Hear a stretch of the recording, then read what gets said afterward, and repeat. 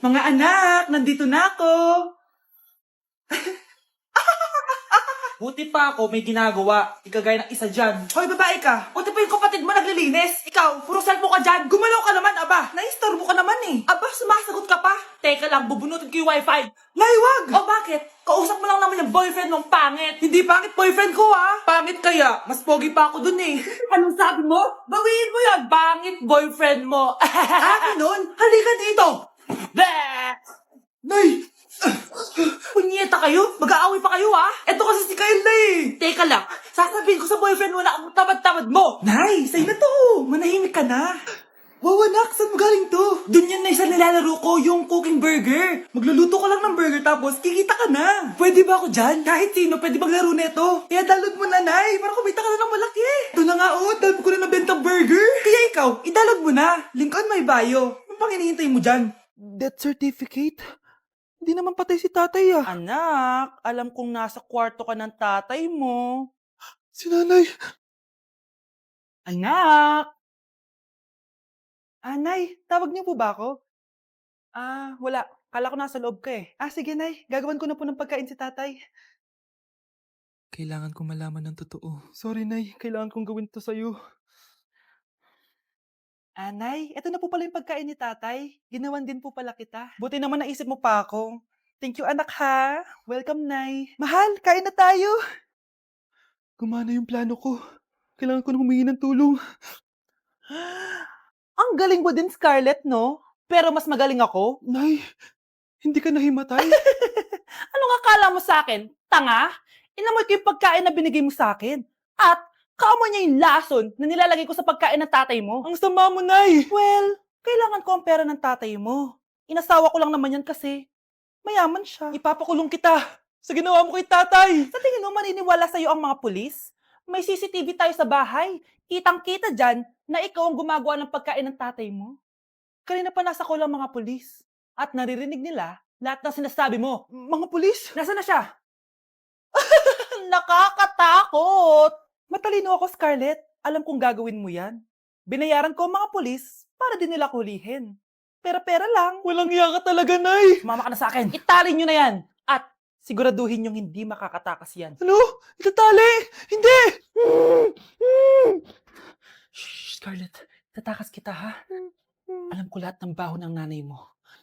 Tita, Scarlett, may kausap ka ba? nandiyan na si nanay. Bilisan mo. Paparating na siya. Bibilisan ko na. Anak, magbabakasyon muna ako ng isang buwan. Ikaw muna magbantay ng bahay, ah. Sige po, Nay. Oh, eto ang susi ng bahay. Huwag mong wawala yan, ha. Promise, di ko po wawala, Nay. Bye, anak. Few moments later. May tumatawag. Si Crush. Hello? Hello, Vince. Pwede ba tayo mag-date ngayon? Date? Oo naman. Sige, kita tayo mamaya. Sige, magbibihis na ako. Yan, gwapo na ako. Hello, crush. Papunta na ako. Excited na ako. Tumatawag si mama. Anak, pakipatay nga yung tumutulong tubig sa banyo, tsaka yung sinaing ko. Salamat, anak. Huwag mong wawala yung susi, ha? Sige, Nay.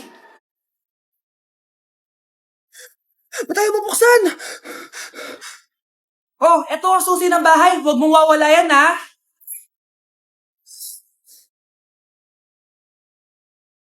Nay! Yes, anak! Malapit niyo na ako makita sa TV, Nay!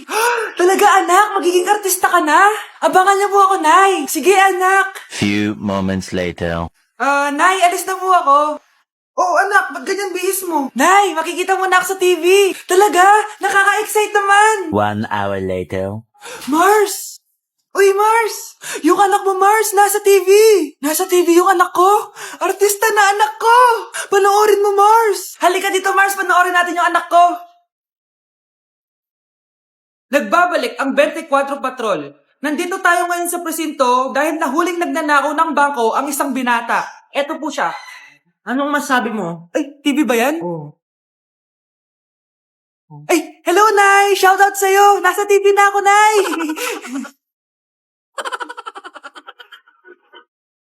Sana all may jowa! Uy, pre, tara mag-mall tayo. Oh, ano gagawin natin sa mall? Hanap tayong jowa doon. Balita ko maraming tao eh. For sure, makakaharap tayo. Magandang idea yan, Tara, mag-mall tayo. Tara na, tara na.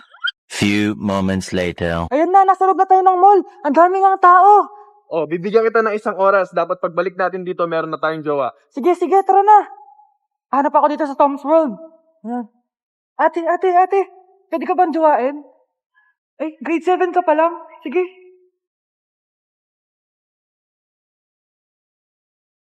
Uy, miss. Pwede ba kitang jowain? Ayaw mo ba sa singkat yung hindi kayo magpapalit? Ha? Ano nga panakit? Uy, wait lang. Ay, pwedeng jowain dito. Ba't kasi ayaw nila sa singkit? Pre, wala akong nakitang jowa. Ikaw ba may nakita ka na? Ayun na, may nakita na ako. Ha? Sino? Ayun o, nasa harap ko. Pre. Ang daya mo naman. Dapat ako panalo eh. Wala akong ginagawa Patas lang yung laban. Ang pangit mo kalaro. Nay! Oh, bakit anak? Pinalo niya ako, Nay. Pinalo ka neto? Di ka ba tinuturuan ng tamang asal? Nanay! Oh, ano nangyayari? Pinalo niya ako, Nay. Hoy, ba't mo pinalo anak ko? Pumapatol ka ba sa bata? Ay, Mare, parang di kasi tinuturuan ng magulang yan eh. Aba, sinasabi mo sa akin na wala akong kwenta magulang? Di naman, Mare. Ikaw nga chismosa. Di masarap magluto tapos ang baho mo pa. Ang baho na mukha mo. Di ka marunong mag-make up. Tingnan mo nga mukha mo. Mukha kang clown na nalugi. Aba, halika dito. Halika. Mare, tuturuan mo lang ng akal yung anak mo yung magawa. Ang tanda-tanda mo na pumapatol ka pa rin sa bata. Sorry na. Laro na lang tayo ulit. Sige.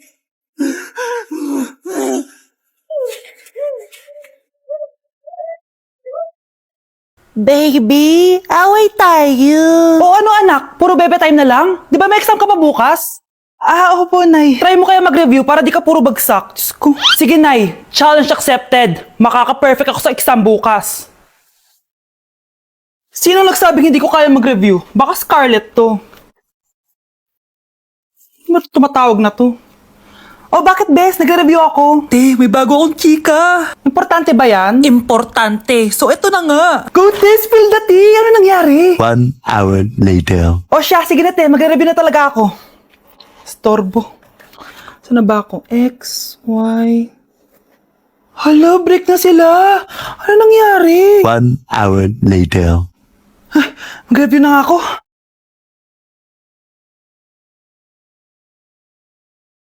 Good morning, anak! Anak, bakit tinitsura mo?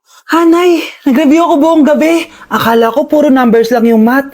Bakit may X and Y? Di bale, anak, gamitin mo tong Radiance Glow Pure Blossom Elixirs ng YOU. Meron tong toner essence at illuminating serum. Ano naman yun, Nay? Ano to? Nakaka-bright, repair, at protecto ng skin. At di lang yun anak, nakaka-reduce to ng oiliness at ng skin texture. Suitable to for all skin types, kaya gamitin mo to para fresh ka bago ka mag-exam. Ay, ang fresh nga! Glass skin, no? Super lightweight at super dali lang pala i-apply nito, Nay. Go na anak, islay mo na yung exam mo. Good morning, class! Ready na ba kayo mag-exam? Sure nang makaka-perfect ako kasi nag-review ako. First question. Kung 5 ang kinain na pizza ni Maria at 2 ang sapatos ni Cardo, gaano kalayo ang Earth sa black hole?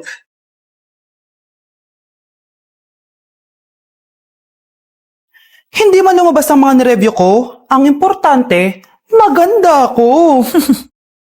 Trigger warning, kung takot kayo sa tahi, huwag niyong papanoorin to. So may nag-comment, bago ko sagutin yan, gusto ko lang sabihin na Happy New Year everyone! Tapos na yung 2024. So, answering the question, ano po yung nasa labi niyo? Tinahi po yung labi ko. Ang ginawa pong surgery sa akin is lip reduction surgery. So, pang 5 araw na to guys, and as you can see, hindi ko na ilalapit kasi baka matakot talaga kayo. Bakit ako nagpa-lip reduction surgery? First of all, siguro lahat naman tayo may insecurity. And kung di nyo napapansin, malaki talaga naturally yung labi ko. Mas malaki yung sa taas compare sa baba. So, hindi siya proportion. Actually, dapat hindi ko na siya itutuloy. Pero may isang bagay kung bakit ko siya tinuloy. And yung number 2 reason ko is palagi ko siyang nakakagat whenever na kumakain ako. So, dahil nga malaki yung labi ko, marami laman sa loob.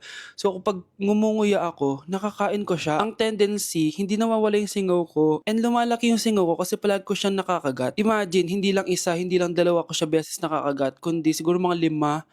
Ganun kalala. So, dugong-dugo talaga. Kaya tinuloy ko na rin siya para finally mabawasan na yung laman niya sa loob at sana hindi ko na siya makagat in the future. Pero syempre, para mas maging confident na rin ako sa mga pictures. Kung nagtataka kayo kung bakit after Pasko or December 26 ako nagpa-surgery, is yun yung earliest na appointment na pwede yung doctor ko. And yun na yung ginrab ko since kailangan kong gumaling before ako bumalik sa school. Kasi di naman ako pwedeng bumalik sa school na nang ganito yung sitwasyon ng bibig ko. Paano ako magre-report, diba? Ito na ata yung sinasabi nilang New Year, New Me.